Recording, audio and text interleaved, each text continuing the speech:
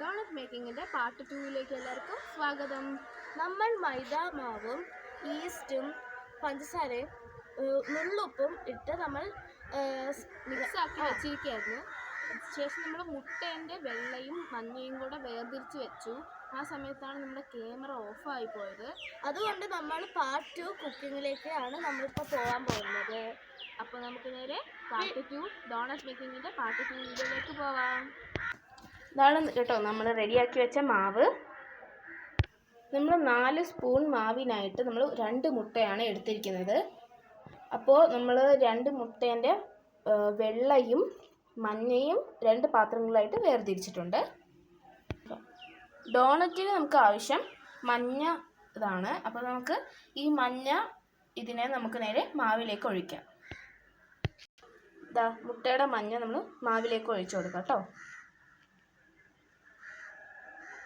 അപ്പോൾ അതാ ഒരു ബുൾസൈ ഷേപ്പിലൊക്കെ വന്നിട്ടുണ്ട്. ഇതിലിനി നമ്മൾ നെയ്യാണ് ഒഴിച്ചു കൊടുക്കാനുള്ളത്. നമ്മൾ മിൽമ നെയ്യാണ് എടുത്തിരിക്കുന്നത്. നിങ്ങൾക്ക് നെയ്യ് അല്ലെങ്കിൽ ബട്ടർ യൂസ് ചെയ്യാം. ഈ ഒരു അളവിൽ 2 സ്പൂൺ നെയ്യാണ് നമ്മൾ ഒഴിക്കുന്നത്. രണ്ടാമത്തെ സ്പൂൺ നെയ്യ്.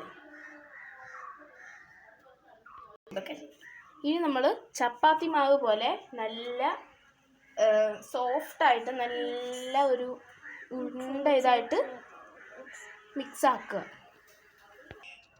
ഇനി നമുക്ക് ഒഴിക്കേണ്ടത് പാലാണ്. നമ്മൾ മാവെടുത്ത സെയിം ഇതിലാണ്, കരണ്ടിയിലാണ് നമ്മൾ മിൽക്ക് പാൽ എടുത്തിരിക്കുന്നത്.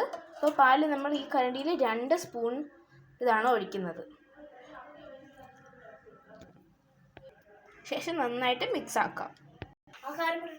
അപ്പം നമ്മൾ ഇവിടെ മാവ് ശരിയാക്കി എടുത്തിട്ടുണ്ട്.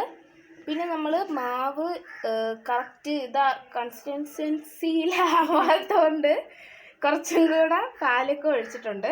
അപ്പോൾ പാലൊഴിച്ച് കറക്റ്റ് ഒരു നല്ലൊരു ചപ്പാത്തി മാവ് പോലെ നല്ല സോഫ്റ്റായിട്ട് വരണം. ശേഷം 1 മണിക്കൂർ റെസ്റ്റ് ചെയ്യാൻ വയ്ക്കണം.